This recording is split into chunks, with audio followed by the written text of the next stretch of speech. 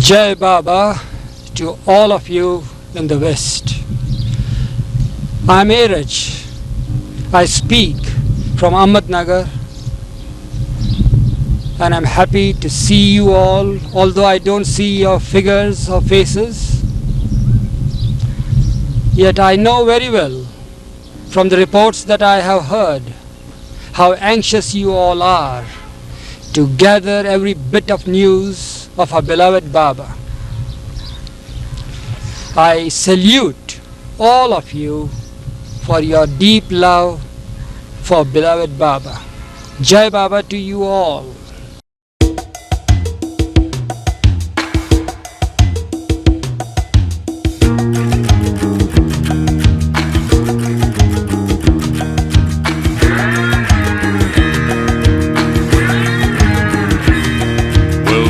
The sun did not shine, to whom would the flower turn?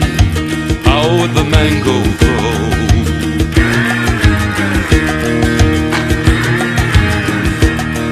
And if the sea were not spread, to what would the rain descend? Whither the river flow?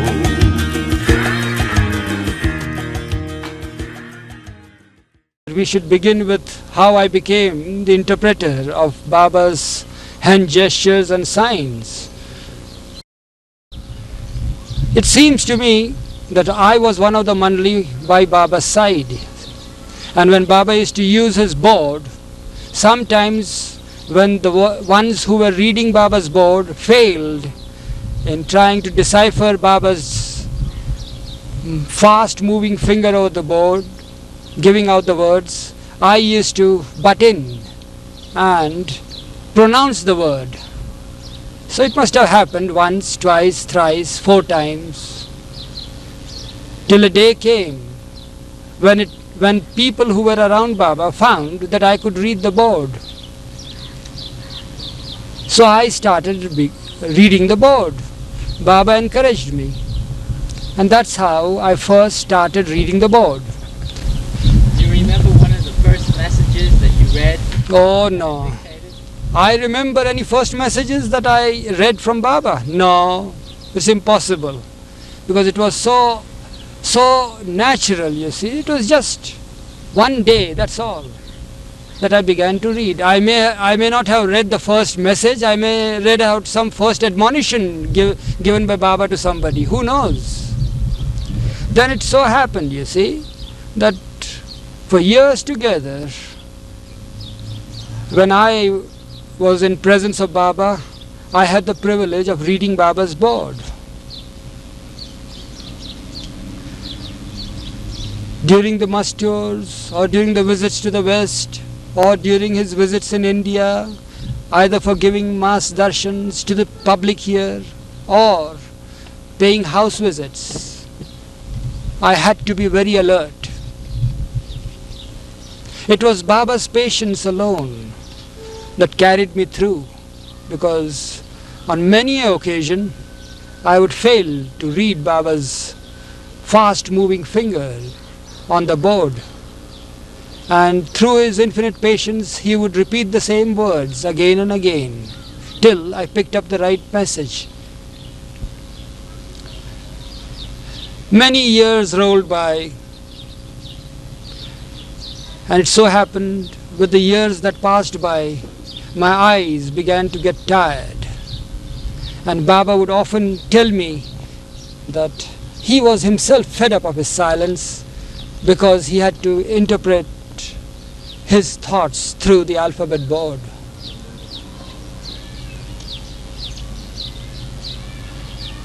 Then he started giving me assurances, month after month.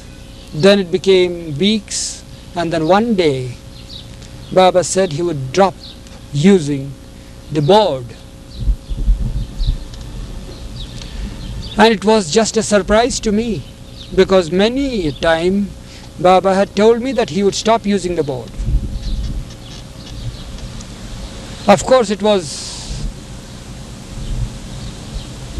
a sort of a relief when I heard that. Little did I know the repercussions of Baba stopping the use of the board. The day he stopped using the board, everything came to a standstill. Baba wouldn't condescend to even say out anything. It was very, very difficult for us to converse with Baba without the board. We became helpless, and our beloved Baba, who was continuing his silence, remained helpless without the board. A day passed, another day passed, and then we had to beg of Baba to find out some other ways or means through which he could communicate to us what he wanted. Of course, there were the usual gestures of Baba for tea, say, suppose. He would do just this for tea. Then for water, he would do this. For milk, he would just this. Those could be followed, you see. But then what about the regular conversation? Day after day, we missed that. So I think it was on the second or the third day, we pressed Baba to give us some outlet. And then he said there was nothing more to be said. There was nothing more to be conveyed to the world. He had given so many things out through his alphabet board in his silence. But then I was hearing certain rumors, you see, that he was going out on tours and that he would be meeting the public, you see. He would give audience to the public. And I was feeling very, very sad as to how would it be possible for me to communicate whatever Baba wanted to the people or to the group or to a family or to an individual who approached Baba or who would remain in Baba's presence even for a minute. I was the one who was most anxious that Baba should drop using the board so that it would give rest to my eyes and the concentration that I had to have at the time of reading the board. Just as Baba expressed that he was fed up with his silence, so was I must tell you frankly, fed up with reading Baba's board. But then, this dilemma was confronting me when he gave up the use of the board. How to communicate, what to tell people, what Baba wanted us to know. So, I implored Baba to give us some method by which we could freely communicate with Baba and Baba could communicate with the people. One evening I still remember, it was at Satara, about 70 miles from Pune where Baba was staying. He called me by his side, made me sit down. Baba was on a sofa set and I was squatting in front of him. Just then he said, he gestured for the first time and did this, and he said that was A. I said A. Baba nodded his head. A. My face brightened up. I felt very much cheered that Baba is now going to give me the alphabets for the first time. Then it was B, Baba said, and C and D, and he pointed to his ear saying that it is E, and then he gave no sign for F, and then he said here is G and here is H, and then he gave no sign for the letter J. F and J were not mentioned by Baba. Then K was like this, K, L, M, N, O or O, P and Q would be this, and R would be this, and S would be the opposite of R. T, the famous sign T. U, V, W, X, Y would be this, and Z he would point out as this. So I learned the alphabets from Baba. And then of course Baba also practiced the alphabets, you see, and started forming little words from them. And as days passed by, we were amongst ourselves, that is between Baba and myself, very free with the conversation. And that's how I started to decipher his gestures through the fingers, the signs that he made. But I must tell you all frankly that reading his fingers was not the only means of communication. The stress, the emphasis that I had to put, for that I had to read his facial expressions too. How big his eyes he would dilate, or how he would bring out a smile, or the expression on his face or cheeks or on his forehead. Every little expression. How he would press his jaws, you see. All that counted very much, very much, that I could communicate the right sense that was to be communicated from Baba to the one to whom it was directed to.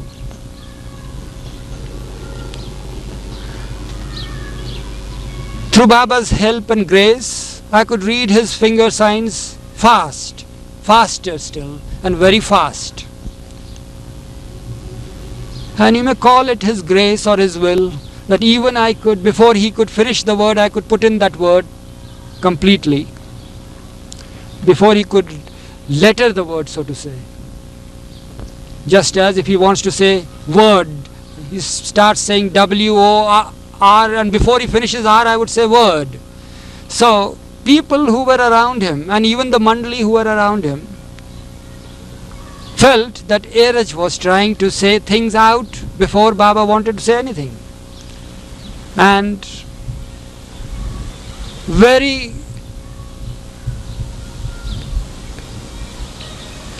with a very jolly mood, you see, the mandali would sometimes come and say to me that, well, they wouldn't call me out by my name as Eruch, but they would say, hello, Baba says, come out, Baba wants you. So my name, I was nicknamed as Baba says, because every sentence I had to say would be Baba says and then decipher the gesture. Otherwise they would think that it was Eruch who was speaking out. So I was nicknamed, and I'm still named as sometimes as Baba says. Baba was not only a perfect person, but Baba was a perfect producer and a reproducer of his thoughts through his gestures. So Erwin and Edward, this is how gestures and words were spelled out by me.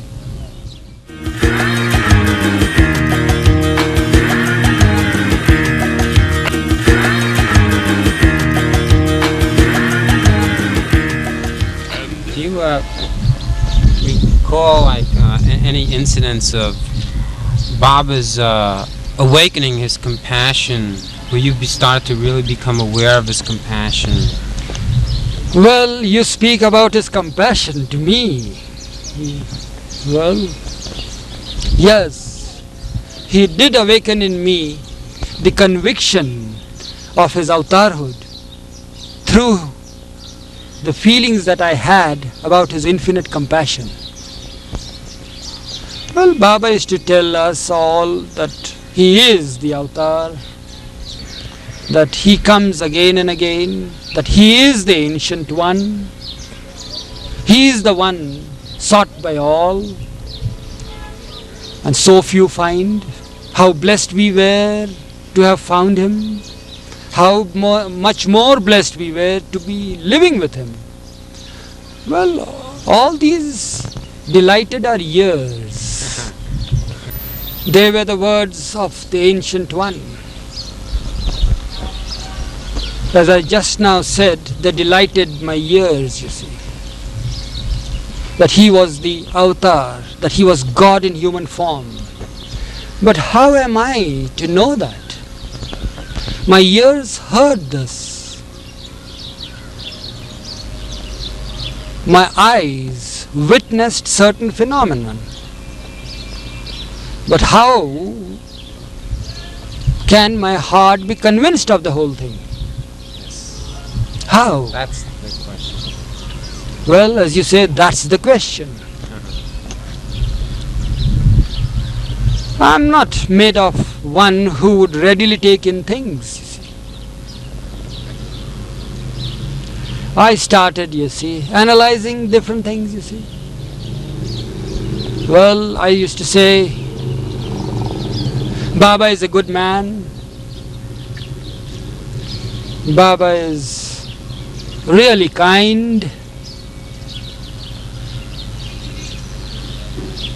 Well, Baba expresses affection. And that was very happy to witness all these things. But then, all these things did not convince my heart as to he is the same ancient one. There can be kind persons, good persons, loving persons, affectionate persons, and so forth.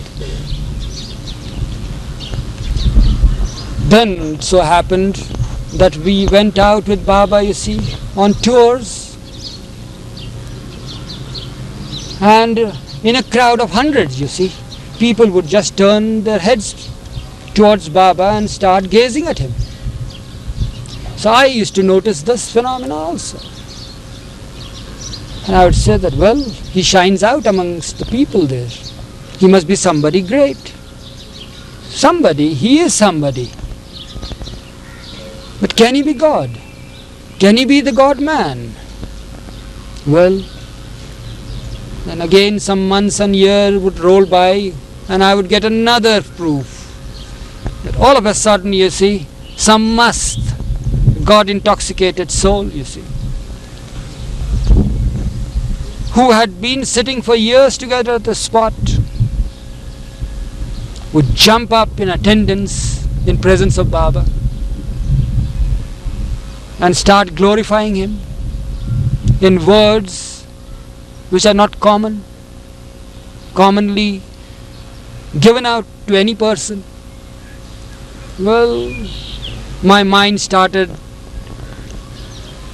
saying, well, there must be something in this great man.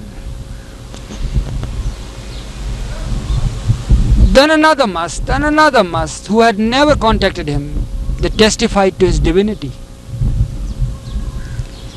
Well, they can see. I just gave up. I said, well, they must be seeing certain things within Baba, seeing his divinity, seeing his being divine, that makes them say these things out spontaneously. But what about my heart? I can't see anything. I can't say with conviction that he is the avatar. He is the God-man. Although I have been living with him, although I am being in his proximity almost all throughout the day, you see. And yet, what has happened to my heart? Why does not the heart open, you see? Then Baba gave out that message which consoled me and comforted me, that love is the gift of God to man.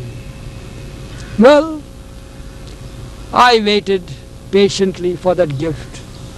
Maybe one day he might pour into my heart that love which might help me to testify as the other musts have done to his divinity. What were some of the things that the must would say that you heard? Yeah. Well, the musts would glorify him, you see, spontaneously, that he is the one on whose shoulder rests the responsibility of the world. That if he wills, with one breath of his can split the earth into two. that he is the one who is awaited for so long. Some would say that he is Lord Krishna. Another would say that he is the one for whom I was waiting so long. And so forth. These things are all given in the Wayfarers, you see. Not all of them, but some of them have been given like that. But you What were I am there- saying- But you were there when they said some of these things. Yes, yes, yes. So these sayings of these musts, you see, God intoxicated people, help me a great deal to pay heed to what Baba would say, I should say. But what made me feel convinced about his divinity is something different. And I am coming to that point now. And that was the exercise of his compassion, his exercise of infinite love, infinite patience. I had heard these words, you see, and I had heard this adjective infinite, you see. To what length you can stretch it, your imagination cannot reach there. My imagination cannot reach. But then there must be a limit, you see, because my imagination has limitations. But I stretched it to its very limit, you see. And I found that his love could not be trapped in my imagination. His compassion cannot be trapped in my imagination. It was far, far beyond it. I remember on several occasions when a person, any ordinary person or even an extraordinary person or a saintly person would have got exasperated. But his patience, his infinite patience stood out in bold relief, you see, and gave me comfort, helped me and made me feel at home with him. When somebody would have just given a blow on my head and driven me out from his presence, you see. Can you give an instance of where you saw this patience of Baba? Yes, one instance it was a daily recurrence, then I felt. Because as I was able to decipher his gestures with greater speed, his finger movements gained greater and greater speed. They were having more speed than I could decipher, you see. And it so happened that a day came when my eyesight somehow or other could not, catch up with his fingers that were snapping here and there, you see. And there would be obstruction in the flow of Baba's thoughts. When, you see, what happens is, thoughts come out, Baba gives out the gestures, because he is a perfect person, a human, a man amongst men. He's not, when he comes down as the God-man, it is a great blessing, a boon on mankind, that he mingles among men as man. He is God, but he condescends to come down for our sake and mingle amongst us as man. And as man, naturally, he expresses his thoughts through his gestures. And you know the speed of the thoughts, and you know how the gestures are. Baba's fingers would move with great speed, but then I must follow them and catch hold of the gestures. I would fail, and again he would repeat. And mind, it was not repeating only amongst ourselves, before a crowd of thousands of persons, tens of thousands, hundreds of thousands of people. And there you should see how it is, you see, when there is a bit of hesitation or anything of that sort, it tells upon the psychology of the crowds. But even then he exercised his patience. I could feel that. I could feel my weakness, I could feel my shortcomings, and I felt as if that I could read. And at the same time it was a nice lesson to me, you see. I thought that I never paid any heed, that I never prepared myself that Baba would say things and then I must figure out and I must give out the gestures like that. It was all spontaneous. There was no, clairaudience or clairvoyance or anything of the sort, you see, nothing of that sort. It was just pure mechanical thing, you see, through practice. So, and then before the whole crowd, you see, when I would just hesitate or mumble out certain words which were not coherent or anything, he would pet me and he would comfort me, and then again he would slow down and then repeat all the gestures and give out the message. That's how, after years, you see, I felt convinced about his infinite love, his infinite patience, his compassion. And if God came not as a man, how could we really know that we could love him so? How could we really know that he could love us so? How could we really know?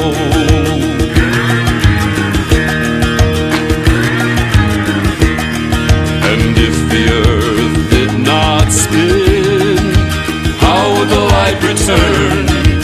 Where would the darkness go?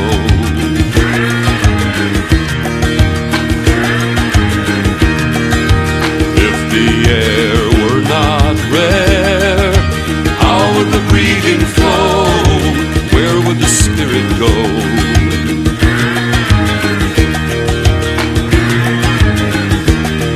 And if God came not as a man, how could we really know that we could love him so? How could we really know that he could love us so? How could we really know?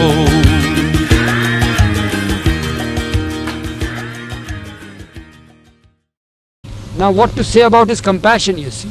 You all have heard and read about Baba's contacts with the poor, with the leper. With the leper he would become one with them. With the blind he would be one of the blind. We know very little bit about this here, Baba's work with the lepers and the poor and the compassionate side of it. Well, A little bit that's been written. well, the thing is that... But you were there. Yes, I was there. The thing is that when he would be... sometimes he would express a desire that he would want to contact, say, 101 lepers, or say 51 lepers, or say 7 lepers. So what we had to do was to go hunt out these lepers and bring them to Baba. You just imagine, you see, how kind, loving and compassionate he is. He would take great precaution and care for our bodies, that we should not come in the direct contact of the wounds, or that we should touch them, or that we should handle them as Baba would handle them. Baba said that his handling the lepers was absolutely different from our handling them, and therefore we had to take great precautions that we should not touch them, we should be away from them. He was very kind, he was very loving, he was very concerned about our health also. So we would hunt these musts out, bring them to him. No sooner he saw the whole file of these musts, you see, arranged before him, he would feel so happy. He would express his happiness through a beaming smile and just nod at them and make them feel at home in his presence. Then he would go to them and express to them how happy he was that they had come to him. And then each one would be petted by Baba. And then we would make all arrangements for Baba. The most significant thing that he did was that he would ask each individual leper to approach him. The leper would approach him. There was a special table made up for that purpose, which is put in the museum room at Mehrabad. Yes. You have seen that, yeah. So there were some steps there, a table-like thing. Then the steps would take them down. So Mandli would handle them to the extent that they were just made to go on the table, and that too very delicately and with great precautions. As soon as they stood on the table, well, Baba was very happy.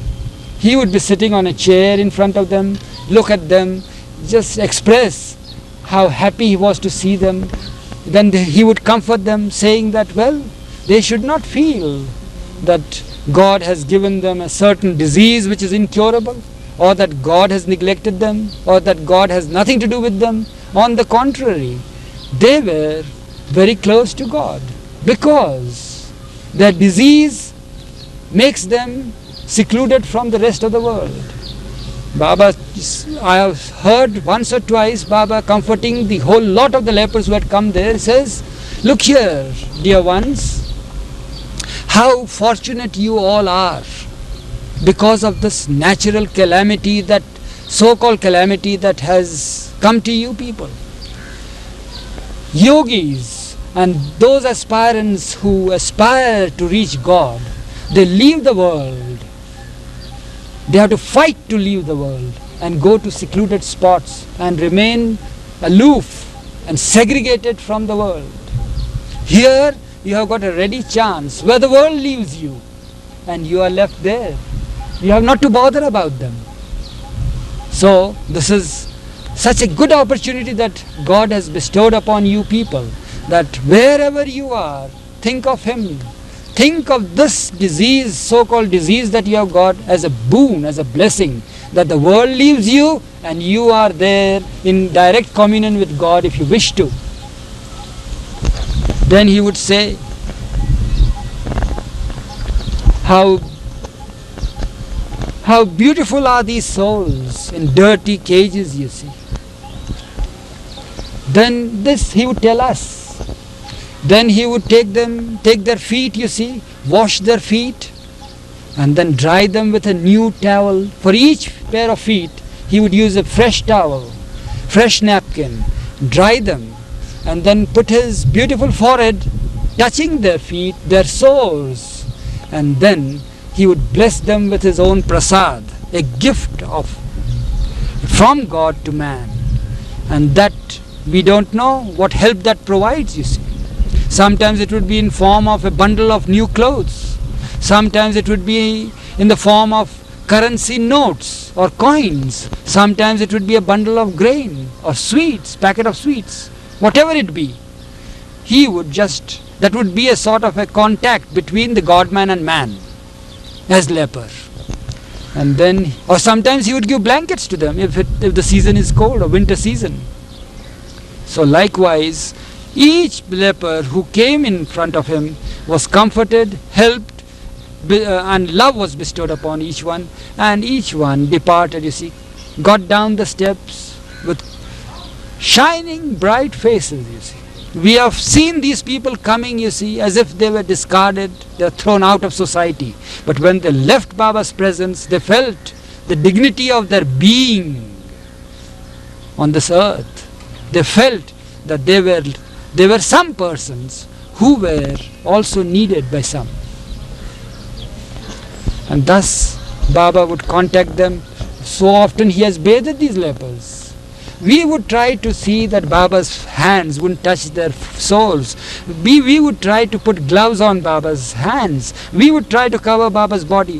What would happen, you see, when Baba would wash their feet and all that, the table you have seen, he would be sitting like this, the table is like this. All the water would just pour here, you see, on his own body, on his own legs and thighs and feet and everything. So we would try to put a Macintosh or something like that, you see, so the water doesn't touch him. But after a while, his kindness, his love and compassion is so great.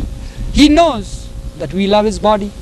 He knows that if he wouldn't permit us to protect his body or to tend after him properly, we would feel displeased. So he would please us by allowing us to do these things. But after a while, very gently he would remove the things, you see, and be his natural self.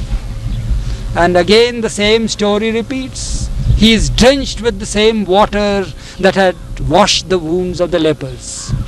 From head to foot, you see, he is drenched with the disease, so to say. He would embrace them. He would kiss his feet. But he would take great care that we never imitated him. We never did the same thing as he did, because he is something different. He becomes a leper amongst the lepers. So that's a different thing. We as human beings cannot do such things. He never wanted us to do these things. He never wanted us to go and contact musts because he did it. He never wants us to contact lepers that he did it. Yes, he wants us to respect them. He wants us to give them a place in society. No doubt about it.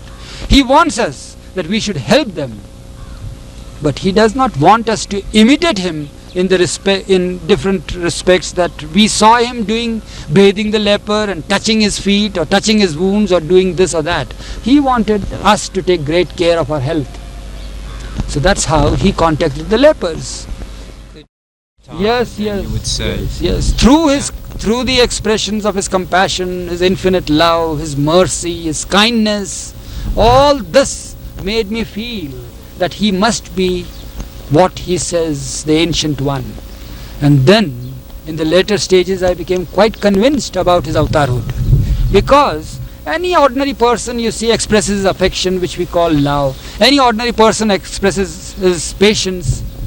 There are limitations to that. Then there is an extraordinary person who expresses the same thing with a greater degree or greater intensity. But then there are limits to that too. But when in the case of Baba I found that there were no limitations. We tried to exasperate him if we wanted to and test him. But then his patience stood the test. His love stood the test. His affection stood the test. Everything, you see, we found that we had limitations, whereas his attributes had no limitations. And that's what made me feel convinced of his Godhood. Indirectly. Because God is infinite patience, God is infinite love, God is infinite kindness, his beauty, everything. So if God is this, then this man who has these attributes, he must be God. So that's how I got convinced of Baba's divinity and his being God-man. And if God came not as man, how could we really know that we could love him so? How could we really know that he could love us so? How could we really know that we could love him so?